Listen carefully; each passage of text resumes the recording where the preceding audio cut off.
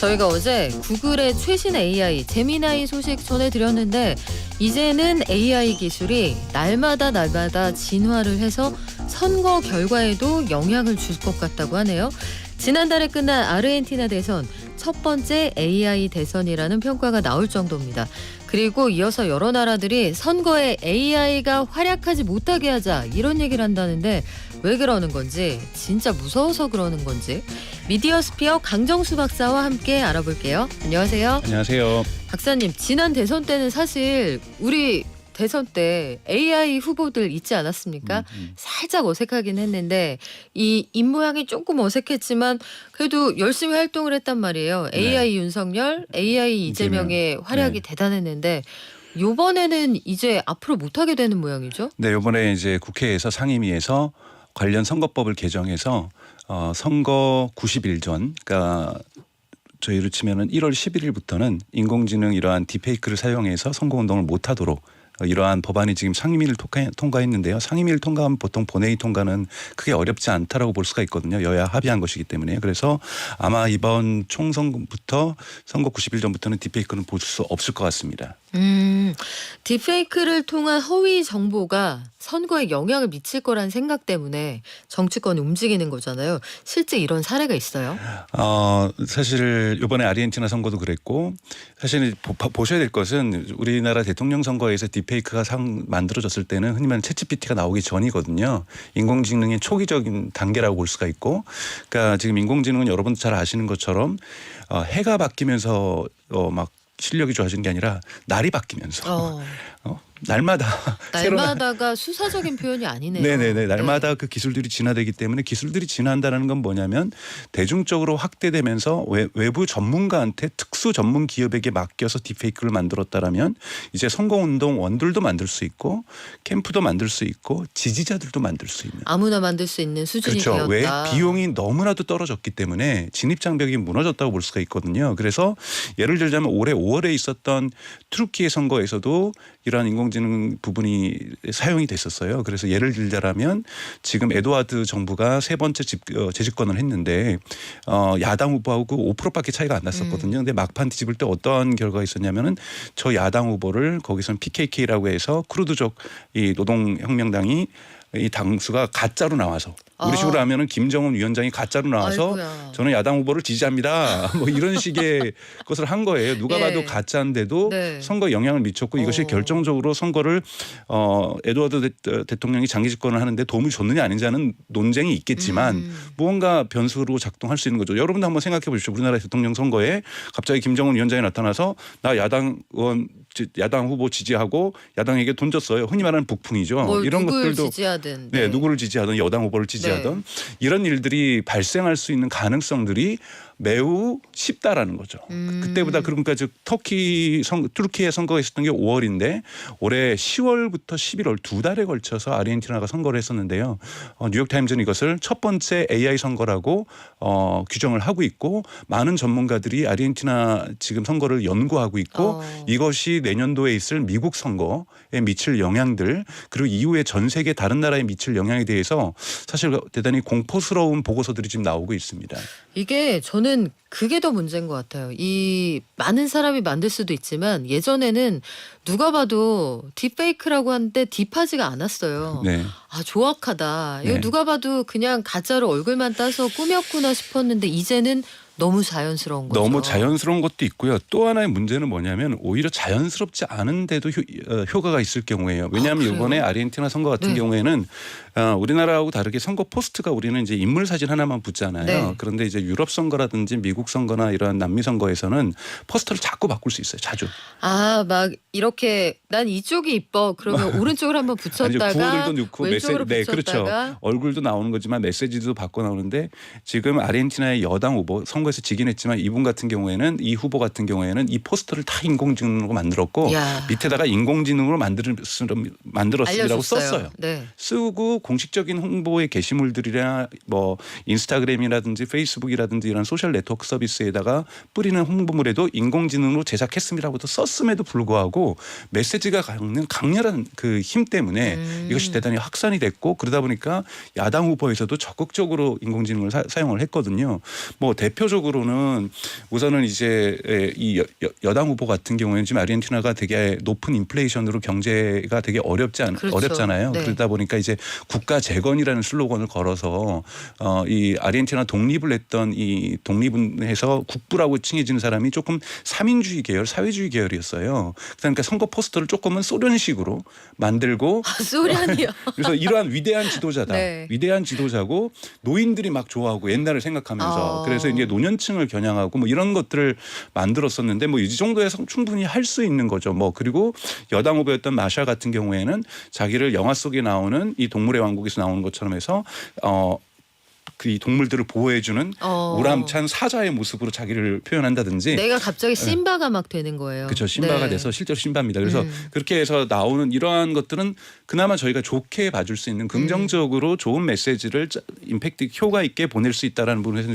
좋지만 예를 들면 악용된 사례도 있죠. 예를 들면은 마샤 후보가 야당 후보가 지친 모습으로 마지막 저녁 유세를 끝나고 나오는 걸 보고서 저쪽 상대 진영에서 공식적인 캠프는 아니지만 저 사람 마약한 거다.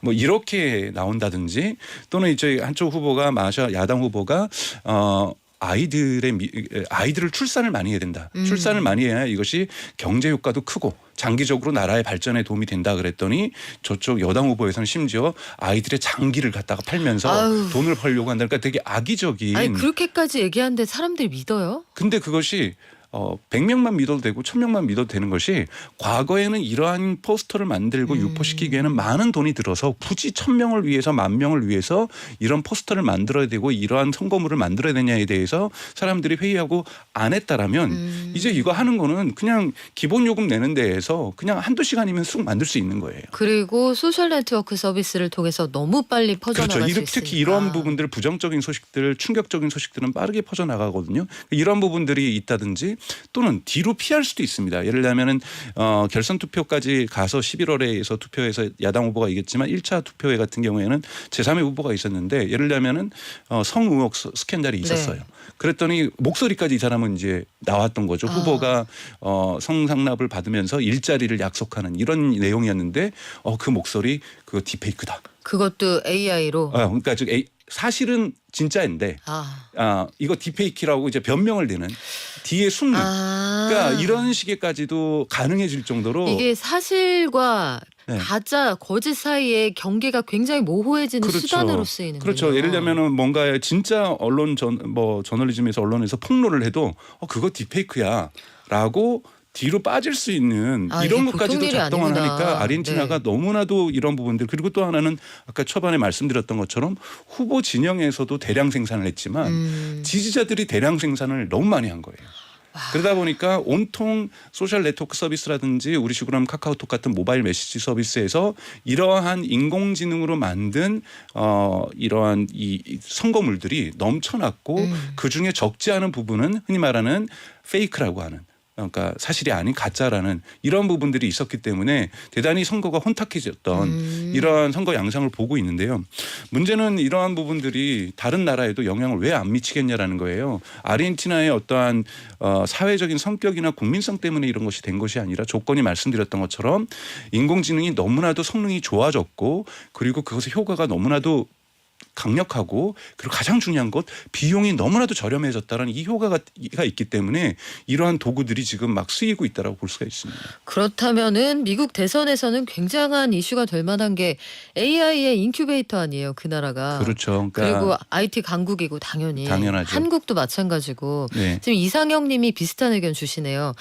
그렇다면은 이 푸틴이 심정지로 쓰러진 장면 이런 것들 얼마든지 만들어서 돌릴 수 있지 않겠느냐. 실제로 상반기에 미국 옥타곤에 그 폭탄 떨어진 그 장면이 그 러시아의 SNS를 통해서 확 퍼져나가기도 했잖아요. 그래서 심지어 주가에도 영향을 미쳤죠. 그러니까 잠깐이지만. 그러니까 그런 일들이 충분히 가능하고요. 사실은 바이든 대통령이 후보 출마 재출마 연설을 했을 때 공화당에서 인공지능으로 만든 영상을 3시간 만에 만들어서 야. 바로 유튜브에다 확산을 시켰어요. 그래서 거기에 바이든과 그 부통령이 이제 축배를 드는 장면. 만약에 바이든이 당선된다면 해가지고 되게 사이를 암울하게 그리면서 대만하고 전쟁이 일어나고 그리고 우리나라의 국경선에 멕시코 난민들이 막 몰려오는 장면들이 근데 그 돈이 실제로 촬영을 했으면 많은 돈이 들었을 텐데 그렇죠. 전쟁을 하는 다 인공지능이 만든 거예요. 이 동영상을 만들어서 막 경보기가 울리면서 사람들을 공포감에 한 만드는 2-3시간 만에. 네, 그런 영상들이 공화당에서 만들었고 공화당 같은 경우에는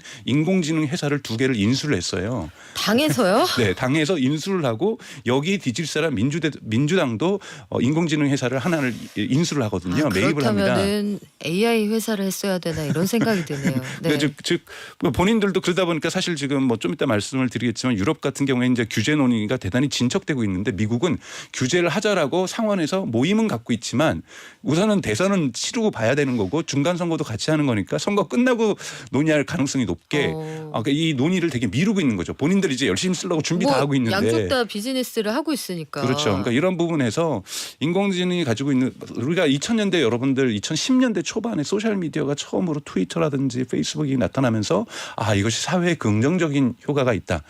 뭐 튜니지의 민주화 운동이라든지 뭐 리비아의 민주화 운동, 그렇죠. 이집트의 민주화 운동, 뭐 아랍의 봄. 그렇죠. 아랍의 봄 이런 걸 얘기하면서 아 이 도구가 정말 좋은 의미로 사용될 수 있는 새로운 도구가 나타났구나. 그러니까 커뮤니케이션 도구가 나타났구나. 그러니까 칭찬했었는데 그 이후 요즘 계속 나오는 것은 여기에 거짓 뉴스라든지 여기에 청소년에게 악영향을 미친다든지 뭐 이런 것들이 계속 나오고 있잖아요. 인공지능은 벌써 이것이 동시에 나타나고 있는 겁니다. 인공지능이 가질 수 있는 긍정적인 거 있습니다. 저렴한 비용으로 자신이 갖고 있는 정치적 메시지를 효과적으로 유권자들에게 전달할 그렇죠. 수 있다는 면에서는 특히 신인에게 유리해요. 그렇죠. 그리고 네. 신인이라든지 예산이 적은 소수 정당들에게는 되게 유리하다고 볼 수가 있습니다. 그래서 의견을 형성하는데 그런데 이것이 항상 도구는 악용될 수가 있는 거거든요. 그런 부분에서 악용의 가능성들이 벌써 나오고 있는 거고 또 캐나다 토론토의 시장 선거가 있었는데 시장이 당선이 됐어요. 당선되신 분은 어떻게 했냐면은 내가 떨어지면 네. 이 토론토의 노숙자들이 곳곳에 있을 것이라 그래서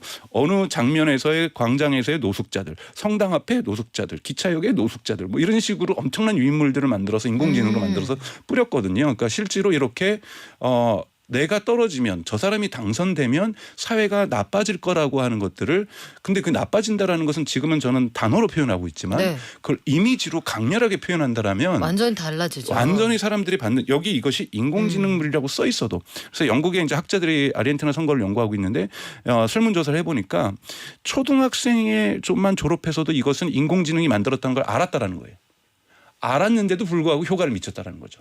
그러니까 사람들이 그러니까 아까 말씀 초반에 우리가 만들었던 딥페이크 완전히 속여서 실제인지 아닌지를 구별 못하는 것이 아니라 누가 봐도 인공지능이 만들었다고 하는데도 사람들이 여기에 여론들이 움직인다라는 것. 가짜건 말건. 네, 이것이 무서운 겁니다. 야, 우리의 공감각적 심상이라는 게 이렇게까지 선거에 영향을 미치는구나. 네. 전 세계가 그럼 지금 선거 앞두고 다 망조 마케팅을 하는 거예요? 근데 이제 규제를 하려고 하고 있죠. 규제를 하려고 하고 있어서 예를 들자면 페이스북도 이제 인스타그램도 심각해지니까 정치 광고에는 그러니까 실제로 한국은 뭐 사실은 포털을 통해서 정치 광고를 하긴 하지만 이런 SNS 광고를 많이 하지 않았었거든요. 근데 미국이라든지 유럽은 이 메타라든지 그러니까 메타에 갖고 있는 페이스북이나 인스타그램 또는 왓츠앱을 통해서 광고를 많이 합니다. 그래서 정치 광고에는 인공지능으로 한 거는 아예 불가. 이런 걸 선언했어요. 하지만 뭐라고 또 공식적으로 얘기했냐면 개인 이용자가 올리는 것은 막을 수 없다. 개인 이용자가 정치 광고할 수 있잖아요. 그러니까요. 그 정치 광고를 할 수도 있고 게시물을 올릴 수 있는 건 막을 수 없다라는 거고요. 네. 그리고 이제 유럽 같은 경우 그러다 보니까 지금 AI 표기법 모든 인공지능으로 만든 것은 그 SNS에 올리는 건 인공지능으로 만들었다고 표기해라. 특히 정치적인 것들은.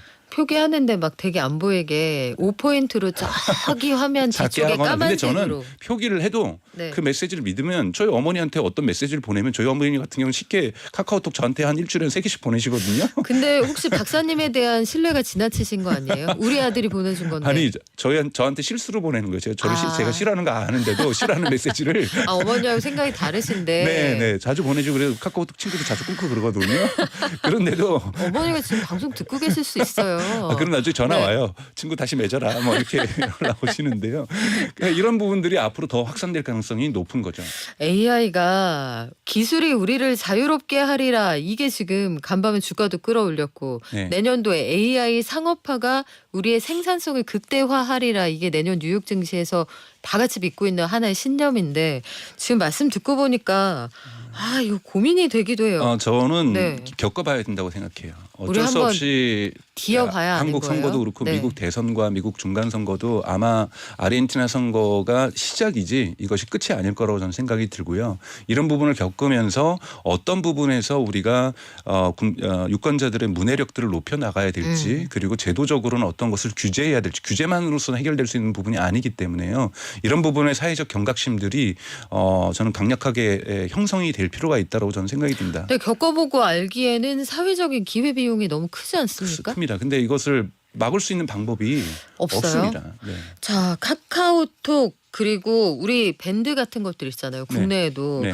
이런 쪽은 어떻게 움직임이 있어요? 아직까지는 움직임이 없어요. 근데 아마 영향을 받을 거라고 보고요. 왜냐하면 지금 이제 글로벌 기업이라고 할 수 있는 메타라든지 유튜브에서도 이제 그 표기법을 채용을 하겠다고 얘기를 하고 있거든요. 그러면서 아마 카카오톡이나 밴드 같은 경우도 우리나라 메시징 서비스에서 많은 이런 메시지, 정치 메시지들이 유통되고 있는 공간이기 때문에 여기에서도 인공지능 표기법이라든지 이런 것은 최소한 정도는 전 도입될 거라고 보는데 그것을 전달하는 사람이 불법이다라고 막는 것은 또 표현의 자유라든지 이런 부분하고 충돌될 수가 있는 거기 때문에 지금도 돌고 있는 그런 카카오톡에 있는 다양한 메시지들을 다 네. 막을 수는 없는 거지 않습니까? 그렇기 때문에 표현의 자유와 그리고 이러한 페이크로 잘못된 허위 정보를 전달하는 것 사이의 충돌이 대단히 큰 사회적으로 심각한 메시지로 가는 것은 인공지능 시대에 저희가 인공지능이 주는 긍정적인 효과와 함께 우리가 함께 싸우고 고민하고 해결해야 될 하나의 과제고 운명이고 숙제라고 생각이 듭니다. 이걸 그렇다고 보내기 전에 하나하나 누군가 다 봐서 스크린을 한다고 치면 이게 소위 데스킹이잖아요. 그렇죠. 그럼 검열이 일어나는 게이트 거죠. 키핑을 한다고 하면 이게 검열의 시대로 돌아가는 거냐 이런 논란이 나올 테고 네. 하지만 안 보고 그냥 두자니 또 굉장한 사회적인 파장이 있을 그리고 테고. 또 이것이 경계선에 있지 않습니까? 예를 들자면 극단적으로 아까 마약이라든지 뭐 이런 부분들 이런 장기 매매라든지 어린이 장기 매매라든지 이런 건 대단히 극단적이라서 이런 건 제재할 수 있지만 네. 미묘한 것들이 있어요. 약간 네. 상대방을 좀 진짜 그랬단 말이야 이렇게 보게 만드는 하거나 것들. 어떤 것을 긍정적으로 예를 들면 그냥 또 긍정적인 포스터 예를 들자면 뭐 국뽕 콘텐츠들 요즘 넘쳐나고 있죠. 국뽕 콘텐츠들 넘쳐나는데 그것이 어떨 때는 여당에 도움이 되고 어떨 때는 야당에 도움이 되고 어떤 특정 정당에게만 도움이 된다고 볼 수는 없거든요. 근데 국뽕 콘텐츠가 만약에 어떤 특정 정당에게 도움이 된다라면은 지금까지는 생산량이 일주일에 100개였는데 일주일에 10,000개로 올릴 수 있는 거거든요. 그러면 송사도 엄청나게 늘어나겠네요. 네네. 그러면 네. 이거는 불법이 아닌 거예요. 사실을 가지고 다만 콘텐츠의 생산량이 일주일에 100개에서 10,000개로 늘어나는 거일 뿐이라는 거라는 거죠. 그럼 이걸 어떻게 허위 사실도 아니고 우리가 폴란드에다가 K 자주포를 수출했다. 이러면 사람들이 좋아하잖아요. 좋아하는 분들 이런 밀떡들 많거든요. 그 밀떡들에게 메시지를 강렬하게 전달해 주는데 이런 컨텐츠를 대량 살포하겠다? 문제가 전혀 없는 거죠. 법적으로는. 그런데 이것들은 네. 선거에 영향을 미칠 수밖에 없는 그래서 거죠. 최병진 님이 이런 의견을 주시네요. 확증 편향인 거죠. 확증 편향. 내가 믿는 것만 옳다라는 거죠. 믿고 싶은 것만 믿고 보고 싶은 것만 보려는 이성적이지 않은 태도입니다 하셨는데 점점 더 그렇게 되는 것 같긴 해요. 내가 자주 보는 게 알고리즘으로 뜨고 나랑 비슷한 생각을 가진 사람들이 주변에 모이게 되고 온라인에서도 마찬가지고 다양한 의견들을 주시는데 고민스러운 부분이 많아요. 그러면 한 AI 전문가가 이런 얘기를 했더라고요. 지금 상황을 미끄러운 비탈길을 가는 거다. 그 제동 장치가 있어야죠. 우리 겨울인데 스노우 타이어, 네. 체인 끼워야죠. 네. 그 강정수 박사님 같은 분들이 해주셔야 되는 거 아니에요? 뭐 저 같은 사람한테는 오히려 정당에서 의뢰가 오긴 합니다. 어떻게 하면 이것을 잘 활용해서 효과적으로 잘 활용할 수 있나. 근데 자, 긍정적으로 칼에 의뢰가 들어왔어요. 그럼 방패는 어떻게 주문 제작을 그러니까 하시겠어요? 예를 들자면 그러니까 저는 그래서 윤리적인 문제가 대단히 중요하다고 저는 생각이 들어요. 그러니까 이러한 부분에 대한 강조가 되게 중요하고 근데 저한테 그런 어둠의 경로에서 유통될 거를 요청하지는 않죠. 그렇죠. 그러니까 자문을 요청하지 원하지는 않는데 분명히 이것은 동시에 진행될 거거든요. 이 부분에 대해서 사실 규제할 수 있는 법들이 마련돼야 된다고 생각이 들어요.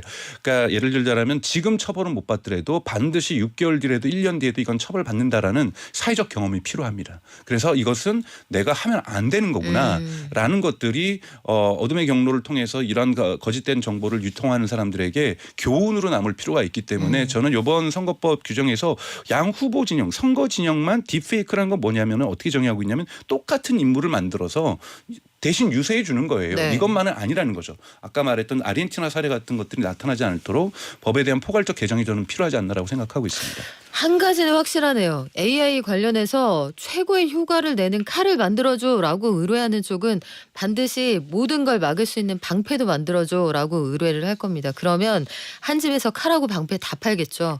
선거 국면에서 과연 마지막에 누가 웃게 될지 칼하고 방패 다 파는 집만 웃지 않을까 이런 생각도 들어요. 오늘 말씀 여기까지 듣겠습니다. 지금까지 미디어 스피어 강정수 박사였습니다. 고맙습니다. 고맙습니다.